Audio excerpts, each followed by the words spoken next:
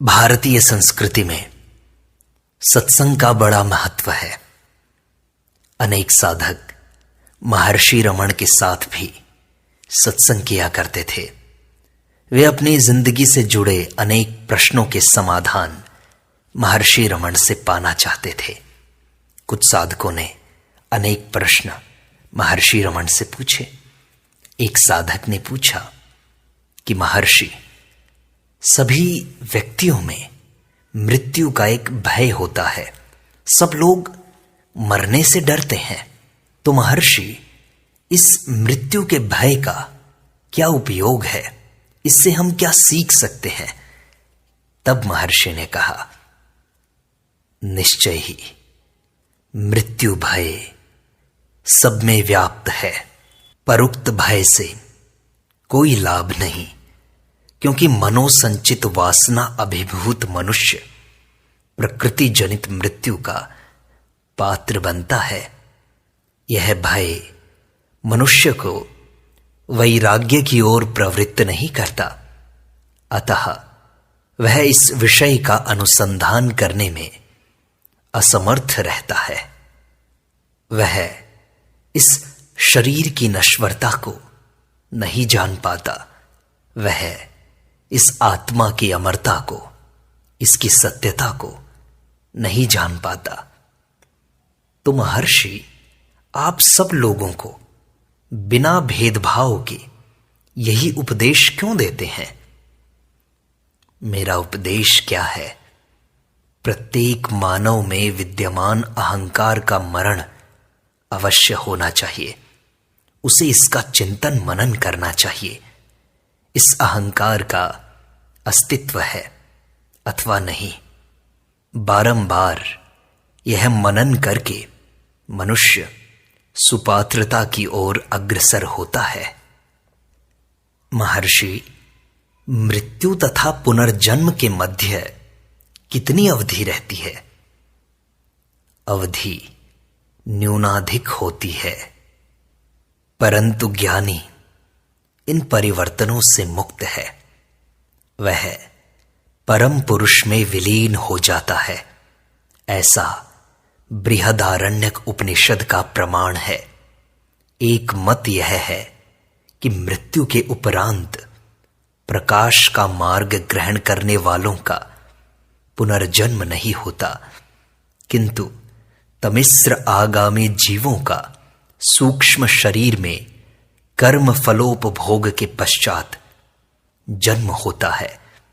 लोग ऐसा मानते हैं। यदि पुण्य पाप समान है तो मृत्यु के पश्चात अविलंब यही पुनर्जन्म हो जाता है।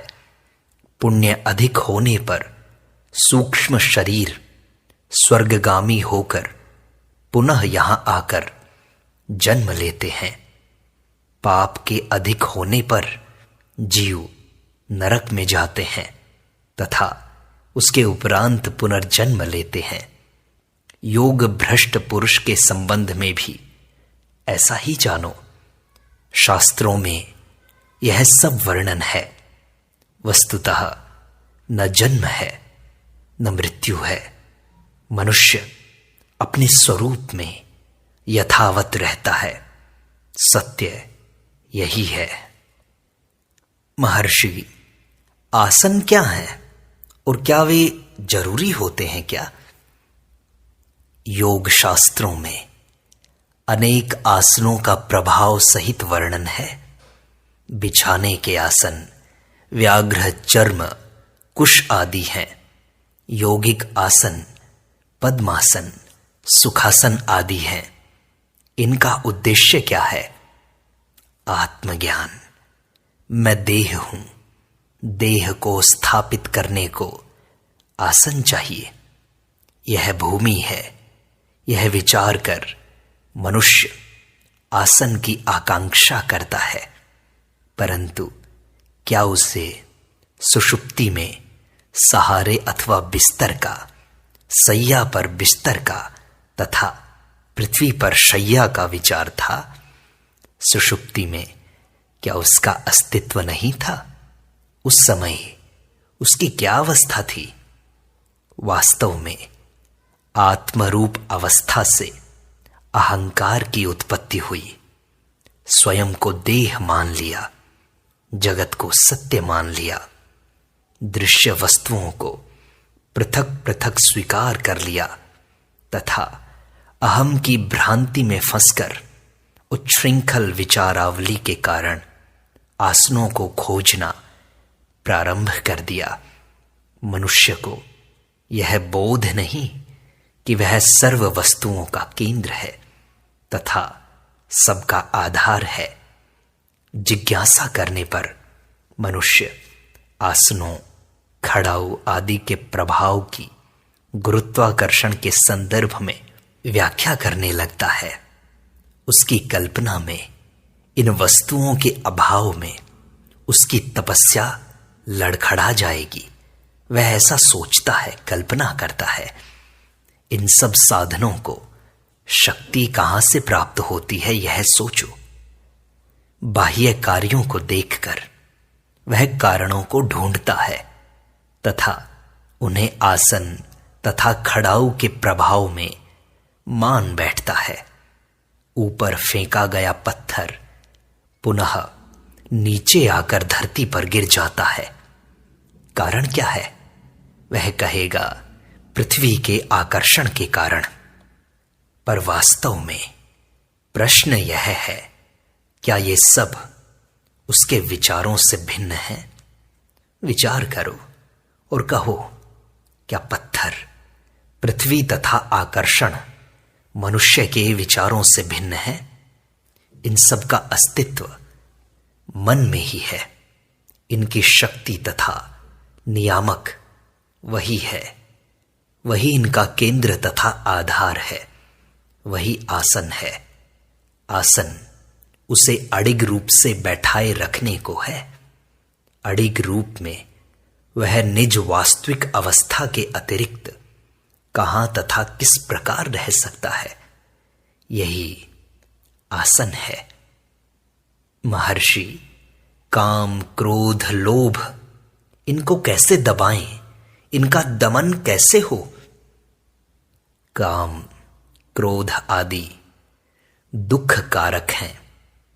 कारण क्या है? कारण है अहम भ्रांति। अहम भ्रांति का कारण है अज्ञान।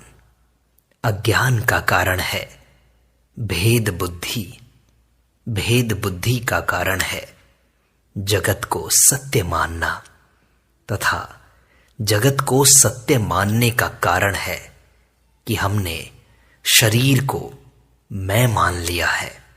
शरीर को मैं मानने को देहात्म बुद्धि कहते हैं। देहात्म बुद्धि अहंकार की उत्पत्ति के पश्चात ही संभव है। अहंकार न उत्पन्न हो तो समस्त दुखद श्रृंखला टूट जाती है। अतः अहंकार के उदय को रोको। यह निज स्वरूप में अवस्थित रहने से संभव है। फिर काम, क्रोध आदि विजित हो जाते हैं। महर्षि, आप कहना ये चाहते हैं कि इनका मूल अज्ञान में है। यही तो बात है। अज्ञान से अविवेक तथा अविवेक से मूढ़ता इत्यादि उत्पन्न होती है। अज्ञान है क्या? क्या शुद्ध ब्रह्म का जो स्वयं आत्मा अथवा शुद्ध ज्ञान है, अज्ञान संभव है? प्रश्नकर्ता निजात्मा को जान ले अर्थात ज्ञानी बन जाए, फिर यह प्रश्न नहीं उठेगा। अज्ञान के कारण ही वह यह प्रश्न करता है। यह अज्ञान प्रश्नकर्ता का है, आत्मा का नहीं। सूर्य के दृष्टिगोचर होने पर तमस नहीं रह सकता है। एक पेटी, एक मंजूषा द्रव्य से भरी है। मनुष्य कहता है कि यह द्रव्य मेरा है, पर पेटी ऐसा नहीं कहती। स्वामित्व की मूढ़ता के कारण ही यह दावा किया जाता है। आत्मा से पृथक कुछ भी तो नहीं है। अज्ञान भी नहीं, कारण अज्ञान भी आत्मा की ही शक्ति है, जो आत्मा को प्रभावित किए बिना विद्यमान है। तथापि अज्ञान अहम उद्भ्रांति है, अर्थात वह जीव को प्रभावित करता है। अस्तु, अज्ञान जीव का हुआ। आप कहो कि प्रमाण क्या है, तो मनुष्य कहता है कि मैं स्वयं को नहीं जानता। तब क्या आत्माएं दो हैं, ऐसा कोई स्वीकार करता है? एक दृष्टा तथा दूसरी दृश्य। यह स्वीकार करना संभव नहीं है। तब क्या अज्ञान उसका लक्ष्य है? नहीं, अहंकार की उत्पत्ति ही अज्ञान है और कुछ भी तो नहीं। महर्षि, क्या ज्ञानी और योगी भिन्न हैं? इन दोनों में, ज्ञानी और योगी, इनमें क्या भेद है? श्रीमद् भगवद गीता के अनुसार ज्ञानी सच्चा योगी तथा सच्चा भक्त भी है। योग साधना मात्र है तथा ज्ञान सिद्धि है। तो महर्षि, फिर क्या योग आवश्यक है? योग साधना है। ज्ञान की उपलब्धि के पश्चात योग की आवश्यकता नहीं है। सर्व साधनाओं को योग की ही संज्ञा दी गई है, जैसे कर्म योग, भक्ति योग, ज्ञान योग, अष्टांग योग। योग क्या वस्तु है? योग का अर्थ है जुड़ना। जब वियोग हो तभी तो योग संभव है। व्यक्ति वर्तमान में वियोग की भ्रांति से ग्रस्त है। इस भ्रांति का निवारण अपेक्षित है। इस भ्रांति निवृत्ति के मार्ग को ही योग कहा है। तो महर्षि, कौन सा मार्ग श्रेष्ठ है? यह तो व्यक्ति के स्वभाव पर निर्भर करता है। प्रत्येक व्यक्ति पूर्व जन्म के संस्कारों सहित उत्पन्न होता है। एक व्यक्ति के लिए एक मार्ग सरल सिद्ध होगा, अन्य व्यक्ति के लिए दूसरा। इस संबंध में कुछ भी अंतिम रूप से सुनिश्चित नहीं है। तो महर्षि, ध्यान कैसे किया जाए? ध्यान क्या है? सामान्यतया इसे एक विचार पर एकाग्र होना माना जाता है। उस समय अन्य विचारों का बहिष्कार किया जाता है। उचित समय पर यह विचार भी लुप्त हो जाना चाहिए। विचारों से शून्य चेतना ही हमारा लक्ष्य है। महर्षि, अहंकार से मुक्ति कैसे संभव हो? अहंकार से मुक्त होने के लिए अहंकार पर धारणा करनी होती है। इस पर धारणा करने से शेष सब सरल हो जाएगा। तो महर्षि, धारणा कैसे हो? क्या आपका आशय यह है कि एक अहंकार दूसरे से निवृत्ति हेतु उस पर धारणा करता है? क्या अहंकार दो हैं? ऐसा सोचो तो अहंकार एक ही है, उसी को ढूंढना है बस। महर्षि, मैं ईश्वर की आराधना कैसे करूं? ईश्वर आराधना हेतु आप अवश्य होने चाहिए, मैं अवश्य होना चाहिए। मैं निश्चय ही अति समीप तथा घनिष्ठ है, जबकि ईश्वर के संबंध में भी ऐसी धारणा नहीं है। जो अति समीप है उसे खोज लो, तदुपरांत अन्य सत्ता का अनुसंधान करो तथा आवश्यक हो तो प्रार्थना भी कर लो। महर्षि, शांति कैसे मिलेगी? शांत होना बड़ा कठिन लगता है। हमें क्या इसके लिए योगाभ्यास करना चाहिए? क्या अन्य कोई साधन है? जो कठिन नहीं है वह कठिन प्रतीत हो रहा है। एक व्यक्ति का भ्रमण करने का स्वभाव हो गया, उससे शांतिपूर्वक घर पर रहने को कहा जाए तो उसको असुविधा होती है। कारण क्योंकि वह भ्रमण करते रहना चाहता है। तो महर्षि, क्या कोई विशिष्ट उपासना है जो अन्यों की अपेक्षा अधिक सरल हो, सहज हो? सर्व उपासनाएं एक सी फलवती हैं, तथापि प्रत्येक व्यक्ति सहज ही वह उपासना स्वीकार कर लेता है जो उसकी पूर्व वासनाओं के अनुकूल होती है। महर्षि, बहुत से लोग माला जपते हैं, नाम जप करते हैं। नाम जप से क्या होता है? नाम जप आत्म साक्षात्कार को कैसे प्राप्त करवाता है? आदि नाम साधक के प्रयास के बिना ही सहज रूप से अपने आप जपा जा रहा है।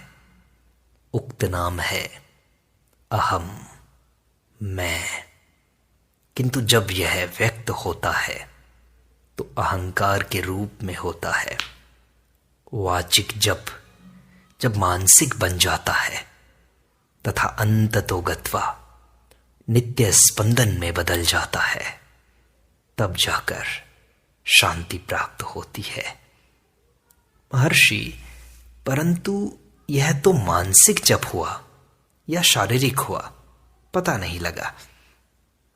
मन अथवा वाणी आत्मा बिना कार्य करने में सक्षम नहीं है। महान मराठी संत तुकाराम दिन के समय समाधि में रहा करते थे तथा रात्रि में जनसमूह के साथ कीर्तन एवं नृत्य किया करते थे। वे निरंतर श्री राम नाम का उच्चारण करते थे। एक समय वे शौच क्रिया करते हुए राम राम का उच्चारण कर रहे थे। एक पुरातन पंथी पुजारी को पवित्र नाम के अशुचि उच्चारण से बड़ा क्षोभ हुआ तथा उसने तुकाराम की लांछना करके उन्हें शौच आदि के समय मौन रहने का आदेश दिया। तुकाराम ने कहा, जो आज्ञा, कह मौन साध लिया। तुरंत ही तुकाराम के रोम रोम से राम नाम की ध्वनि उत्पन्न होने लगी तथा पुजारी इस उच्च नाद से भयभीत हो गया। तब उसने तुकाराम से विनती की कि नियम आदि सामान्य जनों के लिए होते हैं, आप जैसे संतों के लिए नहीं। महर्षि, कहा जाता है कि श्री राम कृष्ण को अपनी इष्ट देवी काली की मूर्ति में जीवन स्पंदन प्रतीत होता था। क्या यह सत्य है? जीवन की प्रतीति श्री राम कृष्ण को ही होती थी, अन्य व्यक्तियों को नहीं। जीवनी शक्ति उन्हीं में से निस्सृत थी, उन्हीं से निकलती थी। यह उनकी स्वयं की जीवनी शक्ति थी जो बाह्य रूप से व्यक्त होती थी तथा उन्हें अंतर में आकर्षित करती थी। मूर्ति में जीवन होता तो सभी को प्रतीत होता। वस्तुतः प्रत्येक वस्तु जीवनमय है, यह तथ्य है। श्री राम कृष्ण के जैसे अनुभव अन्य भक्तों ने भी तो किए हैं। महर्षि, आप कहते हैं कि हर जगह जीवन है, फिर पत्थरों में जीवन कैसे संभव है? वे तो जड़ हैं, अचेतन हैं। संपूर्ण ब्रह्मांड जीवनमय है, तुम पत्थरों को अचेतन बताते हो। यह तुम्हारी ही स्वचेतना है जो अचेतन का निरूपण कर रही है। अंधेरे कक्ष में कोई वस्तु खोजनी हो तो दीपक से ढूंढी जाती है। प्रकाश से वस्तु की उपस्थिति अथवा अभाव का ज्ञान हो जाता है। कोई वस्तु चेतन है अथवा अचेतन, यह जानने को चेतना की आवश्यकता है। कोई मनुष्य अंधेरे कक्ष में हो तो उसे खोजने के लिए दीपक की आवश्यकता नहीं। आवाज लगाने पर ही वह उल्टा उत्तर देता है। उसे निज अस्तित्व सूचित करने हेतु दीपक की आवश्यकता नहीं होती। सिद्ध हुआ कि चित्त स्वप्रकाशित है। महर्षि मन को अच्छे मार्ग पर कैसे रखें? अभ्यास के द्वारा। इसे शुभ विचार प्रदान करो। मन को श्रेष्ठ आचरण का प्रशिक्षण देना चाहिए। महर्षि, परंतु मन जो स्थिर नहीं होता उसको कैसे करें?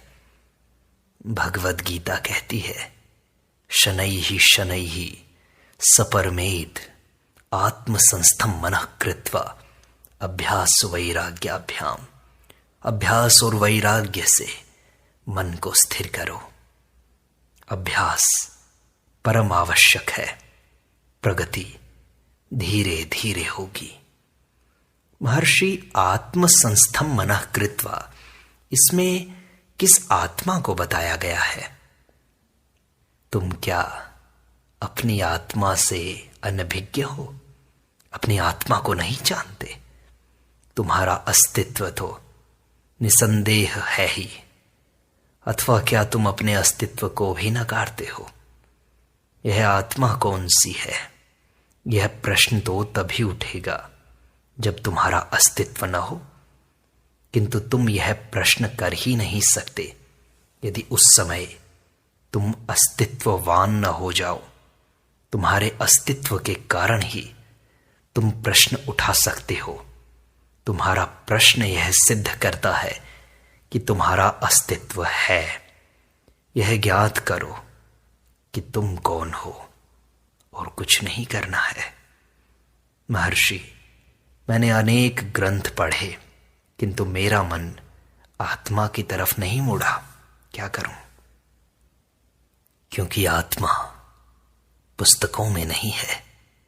आत्मा तुम्हारे अंदर है। पुस्तकों के अध्ययन से मनुष्य विद्वान बनता है। यही इसका उद्देश्य है, जिसकी पूर्ति हो जाती है। लोग पुस्तकों के पढ़ने से विद्वान बन जाते हैं, परंतु आत्मा पुस्तकों से नहीं मिलती। आत्म साक्षात्कार तो स्वयं के अंदर झांकने से होता है। तो महर्षि, आत्म साक्षात्कार क्या है फिर? तुम ही आत्मा हो और साक्षात भी तुम ही हो। तुम्हें साक्षात में कार लगाने की जरूरत नहीं है। इस प्रश्न से ऐसा लगता है कि तुम स्वयं को अनात्म मानते हो। तुम मानते हो कि तुम्हारे अंदर आत्मा नहीं है। तुम्हारे प्रश्न के मूल में है कि तुमने इस शरीर को अपना मान लिया है। प्रश्न उत्पन्न हुआ है वर्तमान में। तुम्हारी सुषुप्ति में भी क्या यह प्रश्न उत्पन्न हुआ था? उस समय क्या तुम्हारा अस्तित्व नहीं था? निसंदेह सुषुप्ति में भी तुम्हारी सत्ता थी। दोनों अवस्थाओं में क्या भेद है कि अभी प्रश्न उत्पन्न होता है किंतु सुषुप्ति में नहीं। वर्तमान में तुम स्वयं को देह मान रहे हो। चारों ओर तुम वस्तुएं देखते हो तथा उसी प्रकार आत्मा के दर्शन की आकांक्षा रखते हो। इतना दृढ़ है आदतों का बंधन। इंद्रियां अनुभूति का यंत्र मात्र हैं। तुम दृष्टा हो, दृष्टा रूप ही रहो। इसके अतिरिक्त दृश्य है भी क्या? सुषुप्ति की अवस्था ऐसी ही है। अतः तब यह प्रश्न उत्पन्न नहीं होता। इस प्रकार आत्म साक्षात्कार केवल अनात्मा को हटाना ही है, जो देह, इंद्रियों, मन, बुद्धि से परे तुम्हारा स्वरूप ही है। तुम ही उसे देखते हो, तुम ही हो।